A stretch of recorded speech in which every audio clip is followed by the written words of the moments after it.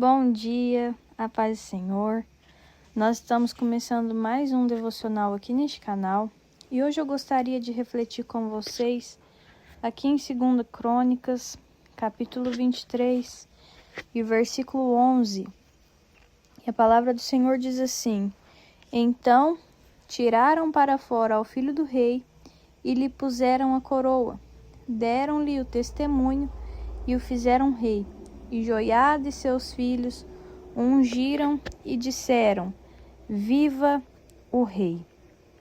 Queridos, esse capítulo narra, a queda de Atalha e a restauração da linhagem de Davi no reino de Judá. Se nós voltarmos um pouco na palavra, nós vamos ver que o rei Josafá ele teve um filho chamado Jeorão. E esse homem se casou com Atalha, que era filha da casa de Acabe e Jezabel, do reino de Israel. E aí Jeorão morre, e depois o seu filho Acasias tornou-se rei, porém ele também morreu. E aí quando Atalha percebeu que seu filho havia morrido, ela tentou eliminar toda a descendência real para ela poder ficar com o poder. Mas tinha uma criança que ela não conseguiu matar, que foi Joás, filho de Acasias. A palavra vai nos mostrar que Jeoseba, a tia de Joás, escondeu esse menino durante 6 anos no templo, juntamente com sua ama. E, enquanto isso, Atalha governava Judá.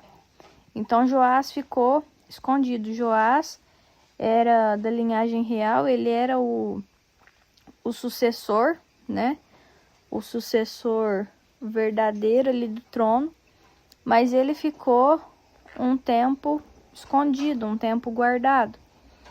E aí, após esse tempo, o Joiada, que era o marido de Jeosebe, ele decide então que chegou a hora de revelar Joás.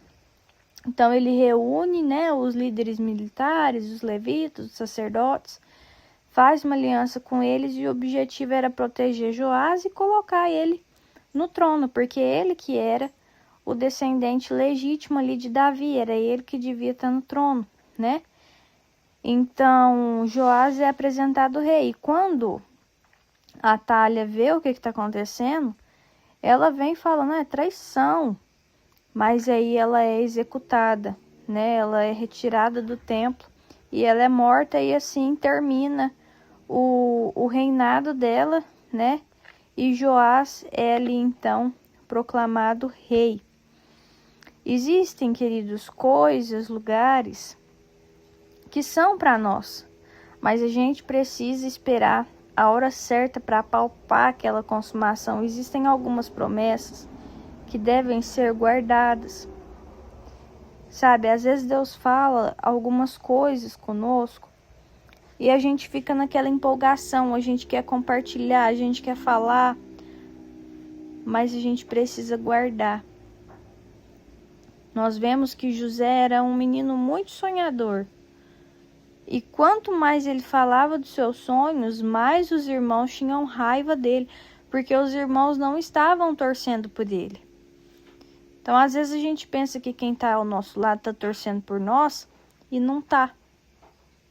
Por isso, quando Deus entrega algo muito precioso, algo muito grande nas nossas mãos, às vezes o melhor que nós temos a fazer é ficar quietos. A palavra do Senhor nos mostra lá em Eclesiastes 3:7 que existe tempo de ficar calado e tempo de falar. Então a palavra ela é bem enfática em nos mostrar que existe um tempo certo para tudo. E em certos momentos, o melhor é ficar calado, sabe?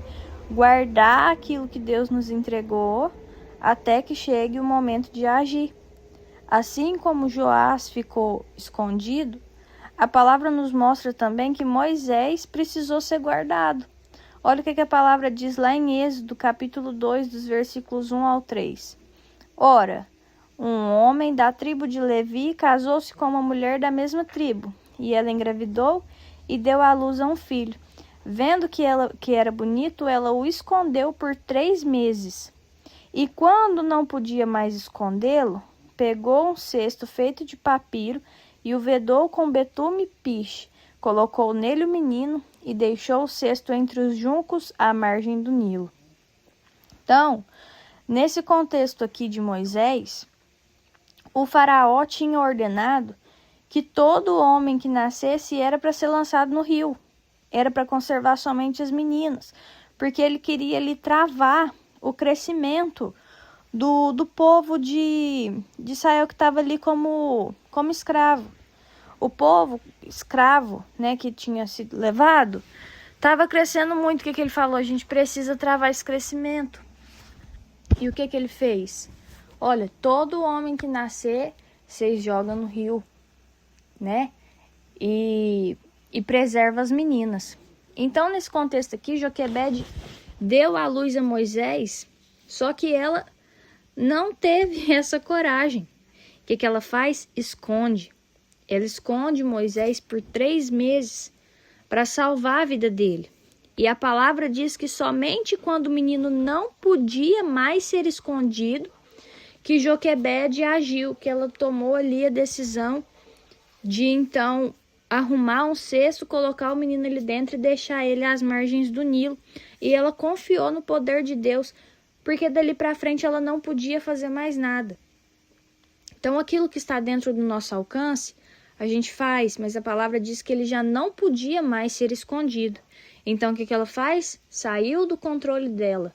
Ela pegou, fez aquilo que o Espírito colocou no coração dela, que foi fazer o cesto, colocar o menino ali, e ela entregou o menino a Deus. Ela colocou ele ali nas margens do rio Nilo e deixou que Deus cuidasse do resto. Então, no momento de agir, no momento de mostrar, no momento de falar, você vai saber. Porque Deus nos guia de uma forma muito maravilhosa. E se nós nos deixarmos levar pelo Espírito Santo, tudo fluirá. Nós vamos ver lá em 1 Samuel 23:14, a palavra também diz: Davi se escondeu nas fortalezas da região deserta e montanhosa que fica perto de Zif. Saul continuava a procurá-lo todos os dias, mas Deus não entregou Davi a ele. Então Davi também fugiu. Davi também se escondeu. Ele se escondeu do rei Saul por vários anos no deserto de Judá, em regiões vizinhas, porque Saul tinha inveja, tinha fúria e tentou matar Davi repetidas vezes. Então, para se proteger, Davi passou por caverna, terra inimiga, fortaleza. Ele se recusou a ferir Saul, porque ele teve a oportunidade de matar Saul, mas ele ficou na posição que Deus tinha colocado. Ele sabia que o melhor momento ali, que a melhor coisa a fazer naquele momento, era permanecer escondido, era permanecer ali no anonimato. E por fim, mais um exemplo, o próprio Jesus. A palavra diz lá em Mateus capítulo 2, versículo 13. Depois que partiram, um anjo do Senhor apareceu a José e em sonho lhe disse: levante-se, tome o menino e sua mãe e fuja para o Egito. Fique lá até que eu lhe diga, pois Herodes vai procurar o menino para matá-lo. Então a gente vê que assim que Jesus nasceu, Herodes queria matar todos os meninos ali até 2 anos, se não me engano. Então todos os recém-nascidos seriam executados, porque Herodes ficou com medo de perder o trono, né? Por causa da visita ali dos 6 magos, tal. Herodes ficou sabendo que tinha um menino que havia nascido, que estava prometido como rei, e ele imaginou que fosse um rei assim de posição política, e ele mandou matar todos.